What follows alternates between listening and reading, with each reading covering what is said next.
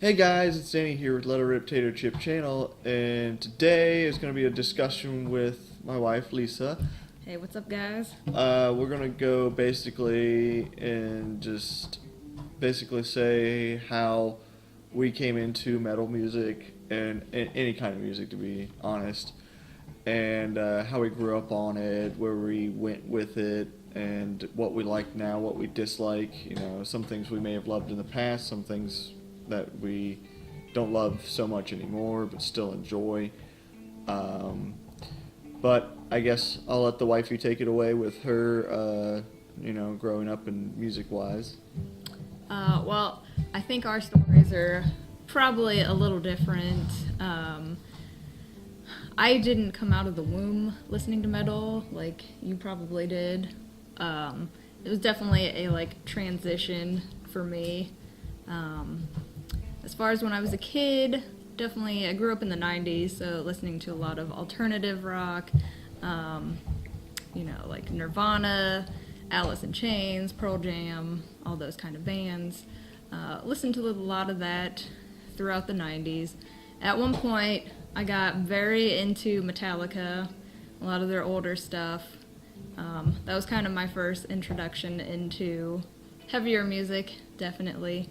I think a turning point for me was when I was 12 years old. My dad took me to my very first concert ever, hugest thing.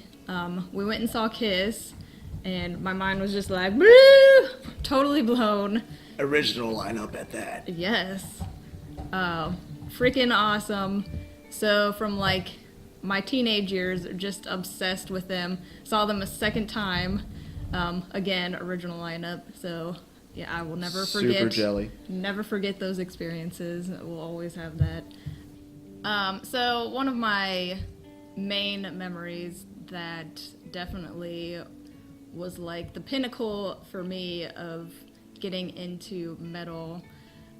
One of my friends had played me this song, and he was like, yo, you have to listen to this song. It will change your life, and it literally did for me. That song is Kissing the Shadows by Children of Bodom. Whether you like Bodom or not, go listen to that song if you've never listened to it.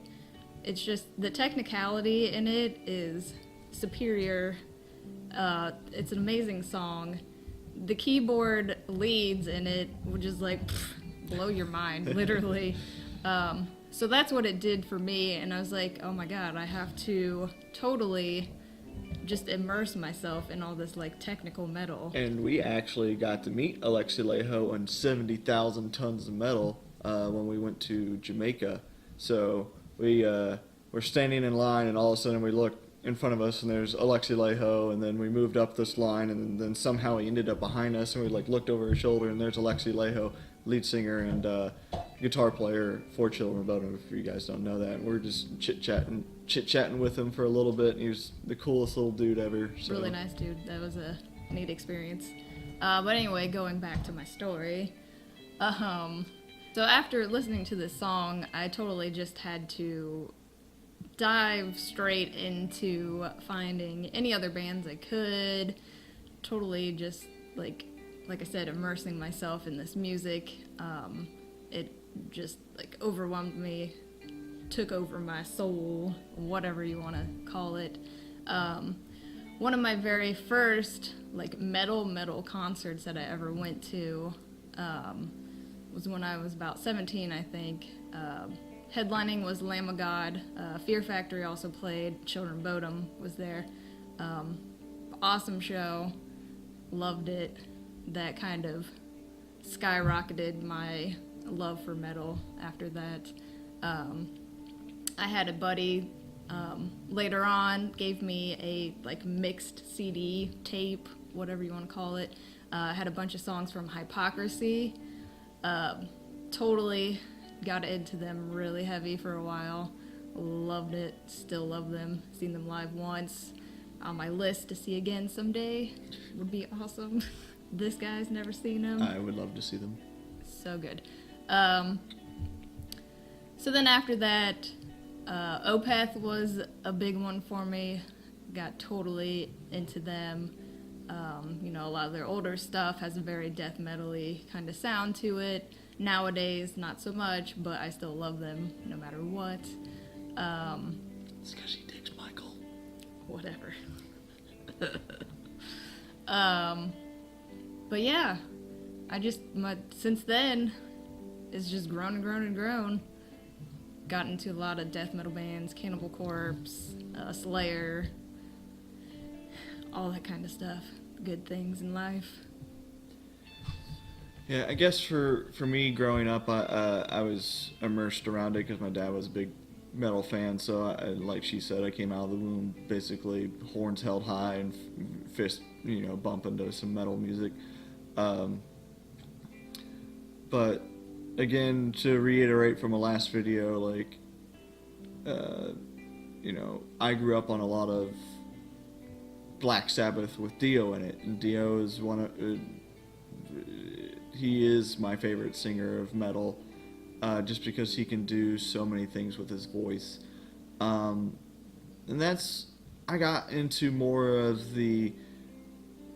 for me, when you break down the metal genres, metal is the genre, but then you break it down into like heavy metal and like thrash metal and groove metal and all that stuff. So for me, Black Sabbath with Ronnie was like heavy metal.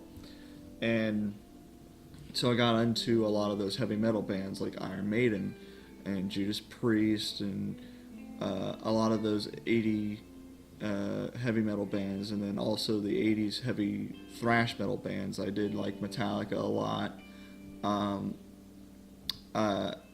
Through their career, have they, in my opinion, gone down with their music?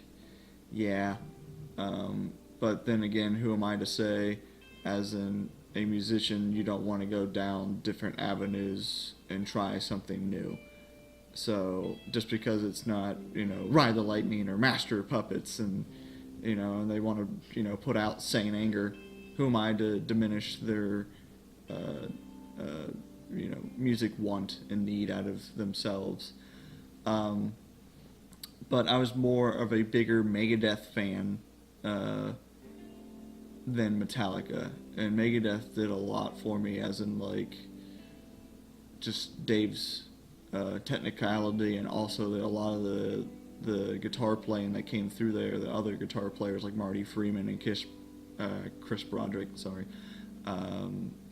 Chris Poland, and their new guitar player they have in there, Kiko. He's beyond amazing. If a lot of you guys don't already know and you can't see, I do have a giant Pantera tattoo on my forearm, and also a giant portrait of Dimebag Darrell on my ribs. He is probably the single most biggest influence on me, and also the band as well of Pantera. And again, growing up in the 90s, Pantera was a big thing, and Pantera is the one that like really got me into like just thrashing and grooving and all this stuff. And for me, their music was like, it gave me energy, it gave me life.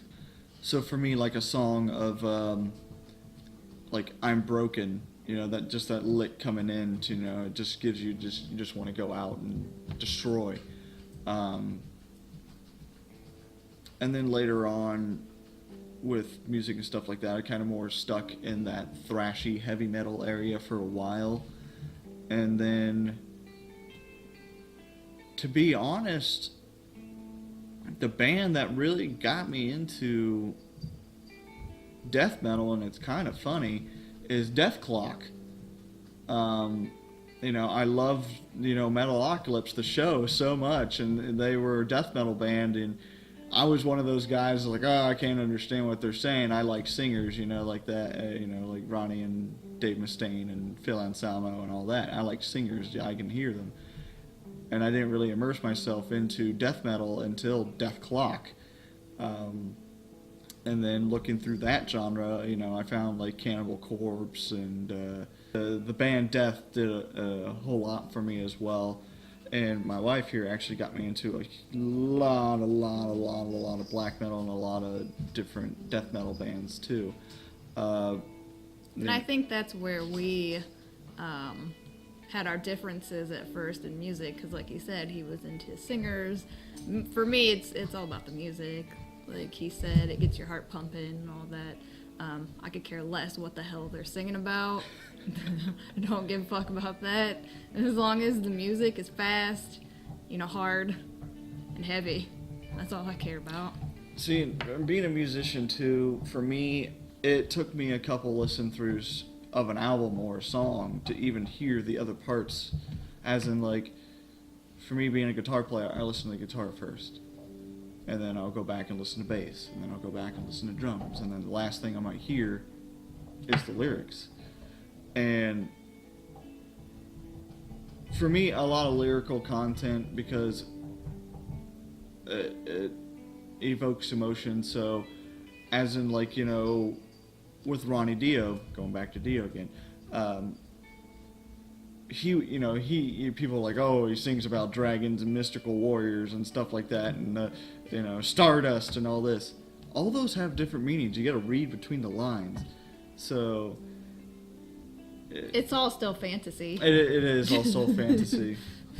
No matter what you say. Yeah, but and we could go on for hours and hours and hours about all the bands that we love and stuff, and this is more just how we immersed ourselves into the metal genre, and that doesn't diminish anything from the other genres that we love. Like, for instance, I love opera. Not a lot of metalheads would, even, what's the word I'm looking for, even admit that, I know I like a lot of big bands from the 30s, like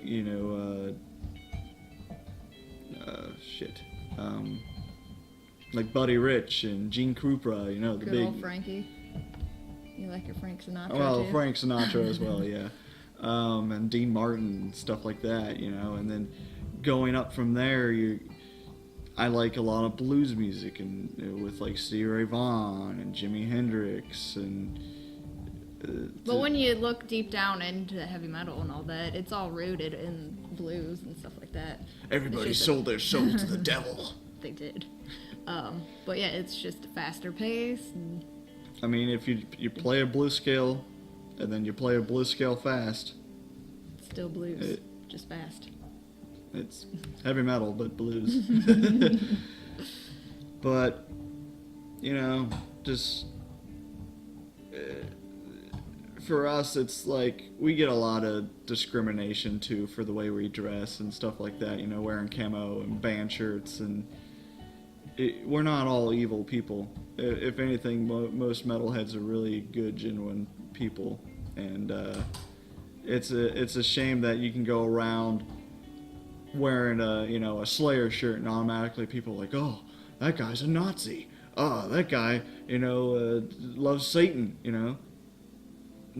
That's not what it's about. It's those are images. Those are what sell. With Slayer, with Nazi imagery and satanic stuff, that's a selling point. It's not who they are or what they are. We're all a bunch of softies when it comes down to it. I mean, come literally. on. We literally have 4 fur babies. We have a dog. We have 3 cats. I'm surrounded by cats. They're just so lovable. Yeah. And they're totally heavy metal, too. Exactly. But, I mean, if it shows how much metal is a part of us and how much we love it and all that, like he mentioned before, we went on the cruise 70,000 tons of metal last year, and it was for our freaking honeymoon. Like, if that doesn't tell you anything, like, that should. Yeah. And all of those people, there were 3,000 people from every part of the world, and it was just amazing to see, South Americans, Mexicans, Europeans, Russians, Chinese, Americans, Canadians, all of the Norwegian, Scandinavian countries, English, Africans. all of these different cultures that have been touched by heavy metal, and we all came together as a family, and It was freaking awesome. and it was a beautiful experience. I hope to do it again, but it's heavy metal is just not a genre. It's a community. And a lifestyle, really. Pretty much. I mean, our entire kitchen's full of heavy metal posters. Come on now. But if you guys have any comments about our music and what we do and stuff like that, please leave comments and likes and shares and all that kind of stuff. And let us know in the comments what got you into heavy metal. What was like your main band that you're like, oh, whoa, Yeah. I have to discover more. But I guess that's it for this video, guys. I hope you like it, and just remember, Let her rip, Tater Chip.